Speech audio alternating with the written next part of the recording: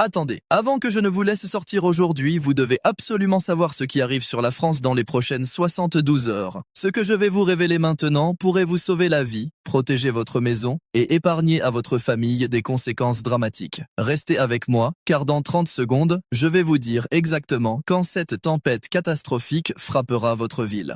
En ce moment même, une dépression majeure se forme au large de l'océan Atlantique. Les météorologues européens observent avec inquiétude sa trajectoire. Cette masse d'air polaire descend à une vitesse alarmante. Cette tempête va fusionner avec un système méditerranéen actif, créant ce que les experts appellent une bombe météorologique. Vous vous demandez sûrement, est-ce que ma ville sera touchée? Absolument. Et je vais vous donner l'heure exacte. Mais d'abord, laissez-moi vous expliquer pourquoi cette tempête est différente de tout ce que nous avons vu cette année. Les dernières données satellites montrent des vents qui atteindront 140 km/h sur les côtes atlantiques. 140 km/h, c'est la vitesse d'une voiture sur l'autoroute. Imaginez ces vents frappant votre toiture, vos fenêtres, votre jardin. Les modèles informatiques prévoient des rafales encore plus violentes en altitude, atteignant potentiellement 170 km/h sur les sommets exposés. Commentez ci-dessous le nom de votre ville et je vous donnerai personnellement les prévisions précises pour votre localisation. Faites-le maintenant, car les informations que je partage évoluent de heure en heure. Commençons par le nord-ouest, là où tout va commencer. Brest sera la première ville majeure touchée. La tempête arrive mercredi matin à 6 heures. Oui, vous avez bien entendu, mercredi matin à 6 heures précises. Les vents commenceront à souffler dès 5h30, mais à 6 heures, nous parlons de rafales dépassant 80 km/h. Le pic interviendra entre 9h et midi, avec des rafales frôlant les 130 km/h. La situation ne s'améliorera pas avant 18h mercredi soir. Pour Rennes, ajoutez 2 heures. La tempête frappe à 8 heures mercredi matin. Le maximum de violence se produira entre 11 heures et 14 heures. Les vents tourneront brusquement vers l'aile ouest à 13 heures, créant des turbulences dangereuses dans les rues orientées est-ouest. Nantes connaîtra le début de la tempête à 7h30 mercredi matin. Mais attention, et c'est crucial. Nantes se trouve dans une zone de convergence. Deux masses d'air vont se percuter au-dessus de la ville entre 10 heures et 13 heures. Durant ces 3 heures, les vents seront complètement imprévisibles, changeant de direction toutes les 15 à 20 minutes. Maintenant, écoutez attentivement car voici l'information que je vous ai promise à la 30e seconde. La Loire-Atlantique et la Vendée vont subir quelque chose de totalement inattendu. Entre 14h et 16h mercredi après-midi, une mini-tornade pourrait se former le long de la côte. 90% de probabilité selon les derniers modèles. Si vous habitez Saint-Nazaire, La Baule ou les Sables d'Olonne, soyez en alerte maximale durant cette fenêtre de 2 heures. Bordeaux et toute la Gironde. Votre tour arrive mercredi à 10 heures. La tempête perdra légèrement en intensité en arrivant sur vous, mais elle apportera des quantités de pluie absolument monumentales. Nous parlons de 80 à 120 mm en 6 heures. Certains secteurs pourraient même recevoir 150 mm. C'est l'équivalent de 2 mois de pluie tombant en une matinée. Les zones inondables près de la Garonne et de la Dordogne doivent se préparer dès maintenant. L'eau commencera à monter vers 13 heures mercredi. Le pic de crue est prévu pour 21 heures mercredi soir. Si vous vivez dans ces zones, vous avez encore le temps de déplacer vos biens précieux à l'étage. Faites-le aujourd'hui, pas demain. Toulouse se trouve dans une position particulière. La tempête vous atteindra mercredi à 15 heures. L'intensité sera modérée comparée à la côte atlantique, avec des vents de 70 à 90 km/h. Mais voici le problème spécifique à Toulouse. La vallée de la Garonne va créer un effet de couloir. Entre 17h et 19h mercredi, certaines rues du centre-ville connaîtront des rafales dépassant 100 km/h. Montpellier et tout le Languedoc-Roussillon. Mercredi soir à 20h, le système méditerranéen va s'activer violemment. Vous aurez des vents de 80 à 110 km/h, mais surtout, vous aurez de la pluie diluvienne. 100 à 140 mm entre 20h mercredi et 6h jeudi matin. Les ruisseaux et rivières vont déborder rapidement. Marseille, Toulon, Nice, toute la Côte d'Azur. Jeudi matin sera votre moment critique. La tempête arrive à 5 heures du matin jeudi. Le pic se produira entre 8 heures et 11 heures. Les vents atteindront 90 à 120 km/h. Ces vents viendront du sud-est, directement de la mer. Les vagues atteindront 6 à 8 mètres de hauteur. Si vous vivez sur le front de mer, attendez-vous à des embruns violents et à des inondations côtières. Lyon mérite une attention particulière. La tempête atlantique vous touche mercredi à 18 heures, mais simultanément, l'air froid descend des Alpes. Ces deux masses vont se rencontrer exactement au-dessus de Lyon entre 20 heures mercredi et 3 heures jeudi matin. Résultat, des vents extrêmement violents et rotatifs. Nous parlons de rafales dépassant 130 km par heure dans certains quartiers. La presqu'île sera particulièrement exposée. Grenoble et les vallées alpines. Jeudi matin à partir de 6 heures, vos montagnes vont créer un effet Venturi terrifiant. Certaines vallées connaîtront des vents dépassant 150 km par heure. Si vous prévoyez de skier jeudi, annulez immédiatement. Toutes les stations de ski fermeront leurs remontées mécaniques.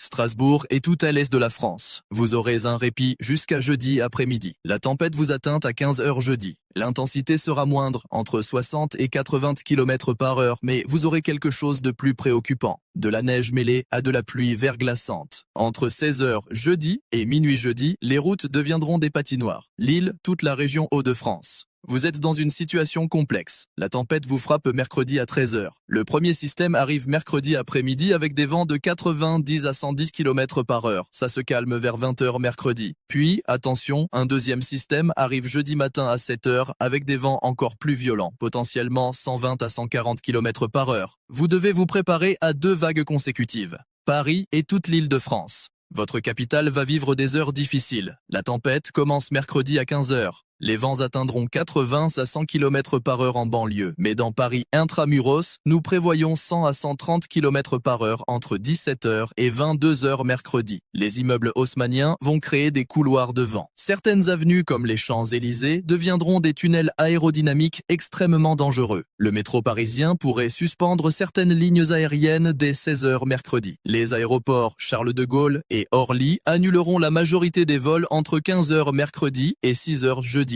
Orléans, Tours, tout le Val-de-Loire. Mercredi 17 heures pour le début.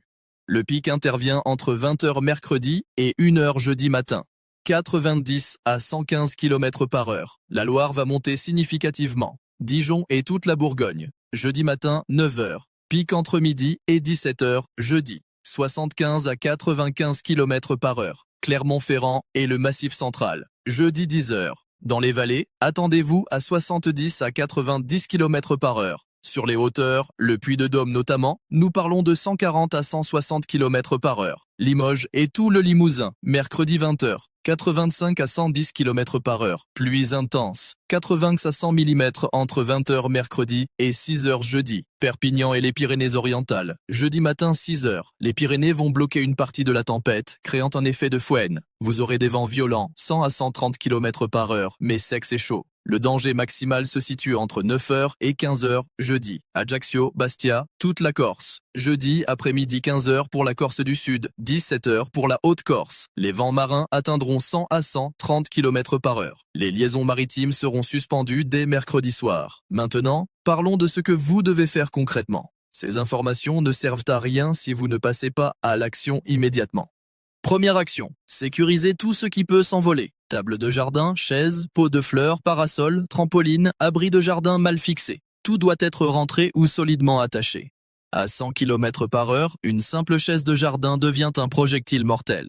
Deuxième action, vérifiez votre toiture. Si vous avez des tuiles mal fixées, des éléments de charpente fragiles, faites appel à un professionnel aujourd'hui même. Demain sera trop tard, tous les artisans seront débordés. Troisième action, préparez un kit de urgence. Eau potable pour 3 jours, nourriture non périssable, lampe torche, piles, radio à piles, médicaments essentiels, documents importants dans un sac étanche. Chargez tous vos appareils électroniques à fond. Les coupures de courant sont probables, surtout dans les zones rurales. Quatrième action. Faites le plein de carburant dès aujourd'hui. Après la tempête, tout le monde se précipitera aux stations-service. De plus, en cas de coupure électrique, les pompes ne fonctionneront pas.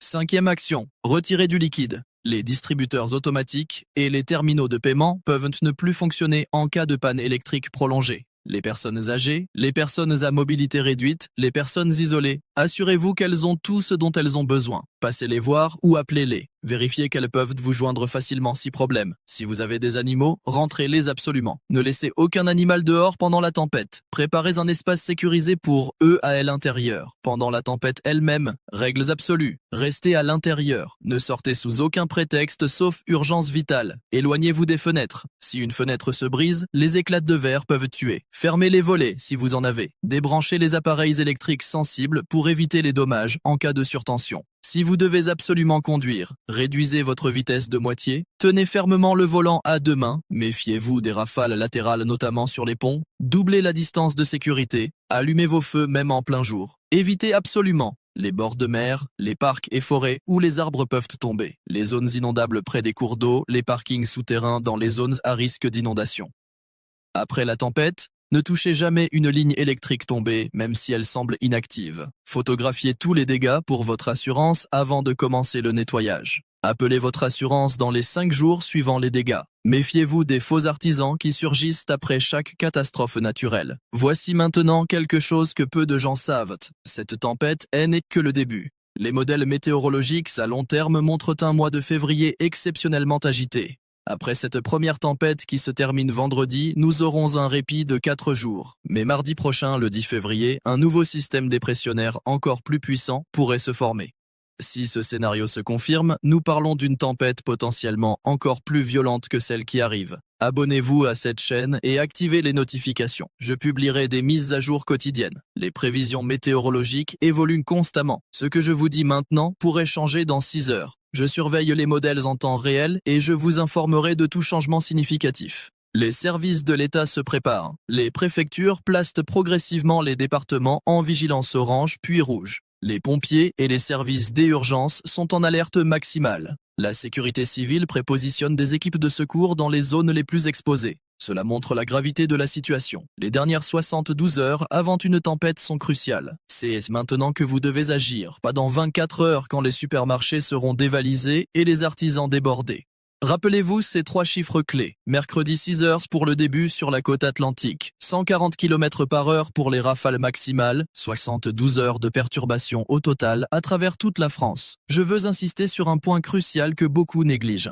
L'après-tempête peut être aussi dangereux que la tempête elle-même. Les arbres affaiblis peuvent tomber des heures après la fin des vents forts. Les toitures endommagées peuvent s'effondrer brutalement. Les inondations continuent à monter même quand la pluie s'arrête. Restez vigilants jusqu'à samedi au moins. Pour ceux qui vivent en appartement, vérifiez que vos voisins âgés vont bien. Proposez votre aide pour sécuriser leurs balcons ou leurs fenêtres. La solidarité fait la différence dans ces moments. Les écoles, beaucoup fermeront mercredi et jeudi dans les départements en vigilance rouge. Surveillez les annonces de votre commune et de votre académie. Ne prenez aucun risque avec vos enfants. Les transports en commun, trains, bus, tramways subiront des perturbations majeures. La SNCF annoncera certainement des suppressions de trains dès demain soir. Si vous deviez voyager mercredi ou jeudi, reprogrammez dès maintenant. Les gares seront bondées mardi soir avec les voyageurs cherchant à partir avant la tempête. Anticipez vos déplacements. Les hôpitaux et services médicaux fonctionneront normalement, mais les consultations non urgentes pourraient être reportées. Si vous avez un rendez-vous médical mercredi ou jeudi, appelez pour confirmer. Les ambulances auront des difficultés à circuler pendant les heures de pic. Reims, Metz, Nancy. Même chronologie que Strasbourg. Jeudi 15 heures pour le début, pic entre 18 heures et 22 heures jeudi. 70 à 90 km/h. Pluie verglaçante probable après 20 heures. Ces régions doivent particulièrement surveiller l'état des routes. Amiens, Beauvais, Compiègne. Suivez le même schéma que Lille avec un décalage d'1 heure. Premier impact mercredi à 14 heures, deuxième impact jeudi à 8 heures. Préparez-vous à rester chez vous pendant 2 jours complets si nécessaire. Un dernier conseil essentiel. Gardez votre téléphone chargé et conservez une batterie externe chargée. En cas de coupure électrique prolongée, votre téléphone sera votre seul lien avec l'extérieur et les services d'urgence. Ayez également une liste papier des numéros importants. Commentez maintenant votre ville pour recevoir des informations encore plus précises. Je lis tous les commentaires et je réponds avec des détails spécifiques à votre localisation exacte. Plus vous êtes précis dans votre commentaire, plus ma réponse sera adaptée à votre situation. Et n'hésitez pas à poser vos questions. Dans ma prochaine vidéo demain, je vous révélerai quelle sera la ville française la plus touchée par cette tempête. Les données satellites de dernière minute montrent quelque chose d'inattendu qui pourrait tout changer. Vous ne devinerez jamais quelle grande ville est maintenant dans la trajectoire directe du pire de cette tempête. Abonnez-vous pour ne pas manquer cette information vitale. Je serai là pour vous guider. Protégez-vous, protégez vos proches et restez à l'écoute des autorités locales. Cette tempête est sérieuse, mais avec les bonnes préparations, nous la traverserons ensemble en toute sécurité. La météo est imprévisible, mais la prévoyance sauve des vies. Prenez soin de vous et de votre famille. À très bientôt pour de nouvelles informations.